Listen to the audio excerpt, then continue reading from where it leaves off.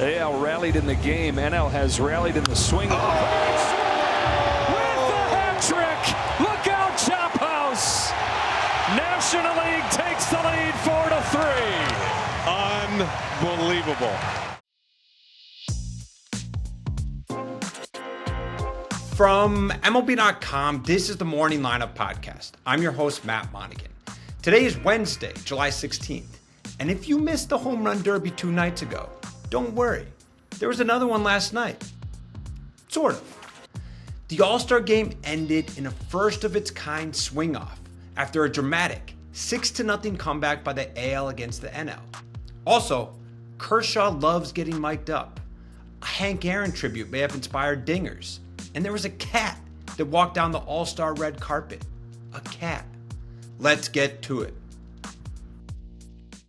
The NL, maybe realizing they lost 11 of the last 12 All-Star games, yes, 11 of the last 12, got off to a hot start on Tuesday in Atlanta. Paul Skeens struck out the first 2 batters, dialing his fastball up to 100 miles an hour. And then he got Aaron Judge to ground out to second. In the bottom of the first, Shohei Ohtani singled up the middle. Brave superstar Ronald Acuna Jr. had an infield hit. And then Ketel Marte had a Ketel Parte. Down and a foul ball, and the National League wastes no time. Ohtani can jog in, and an extra base hit from Marte. Here comes Acuna. A 2-run double. 2-0 NL. 2-0 NL.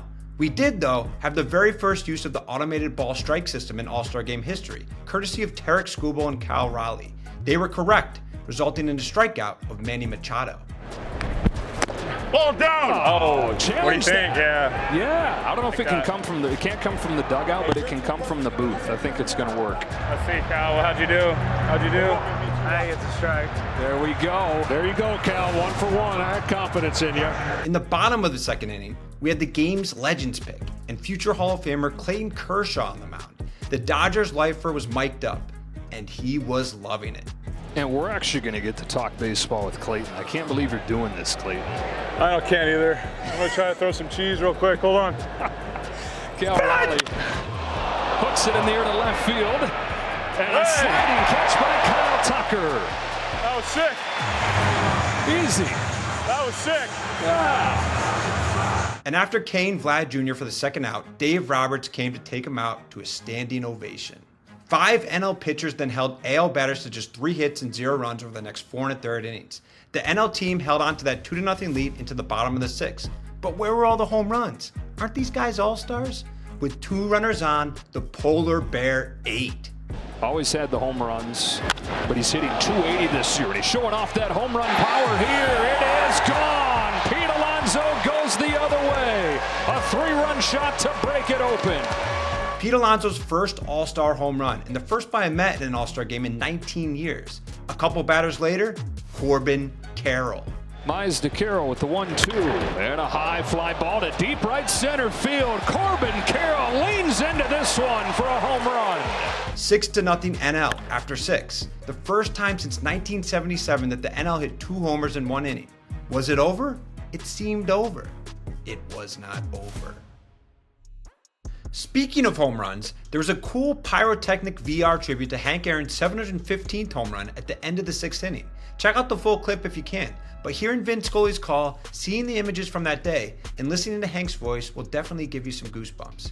And it maybe, just maybe, inspired the AL to hit some home runs in the 7th. Fastball is hit hard in the air to left center field. Back goes Stowers. It is gone.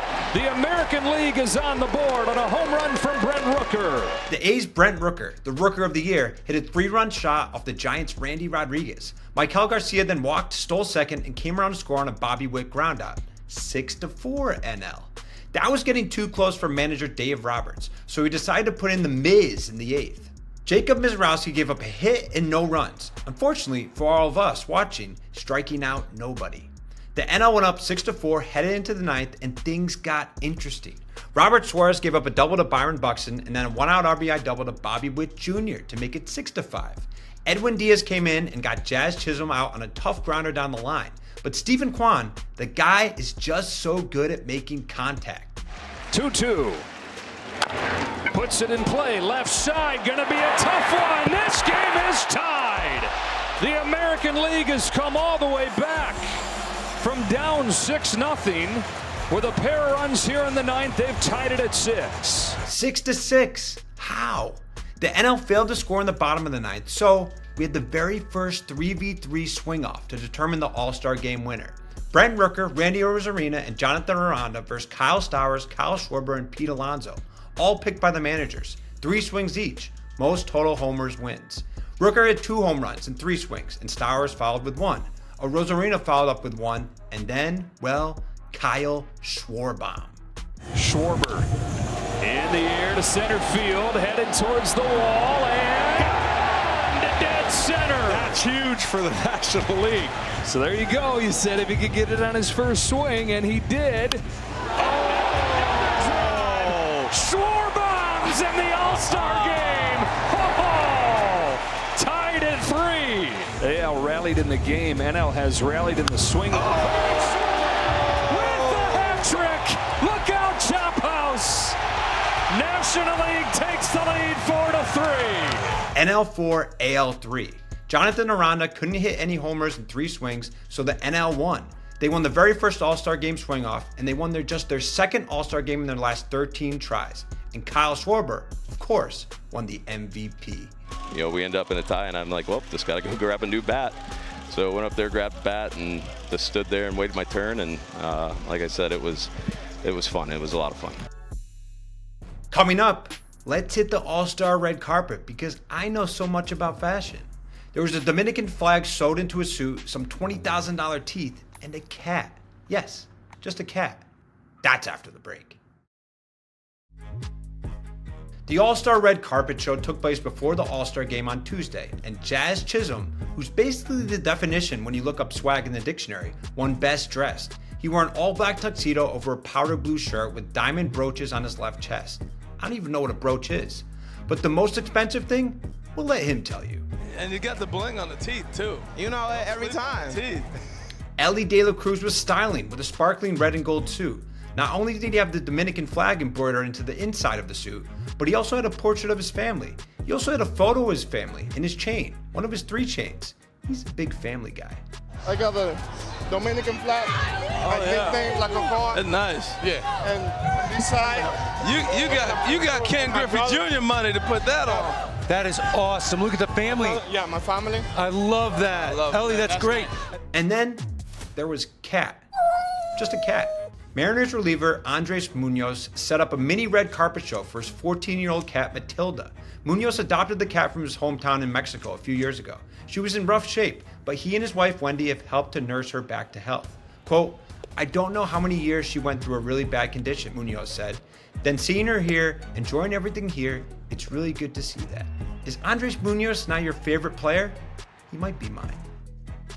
That's all for today's morning lineup. There will be no podcast episode tomorrow, but feel free to listen to this one over and over and over again. Will Leach will be back with you on Friday morning, previewing that day's games and the second half of the season. And as always, please don't forget to leave us a rating and a review, share this podcast with the baseball lovers in your life, and if you can, somehow, enjoy your only 2 baseball-free days all summer long.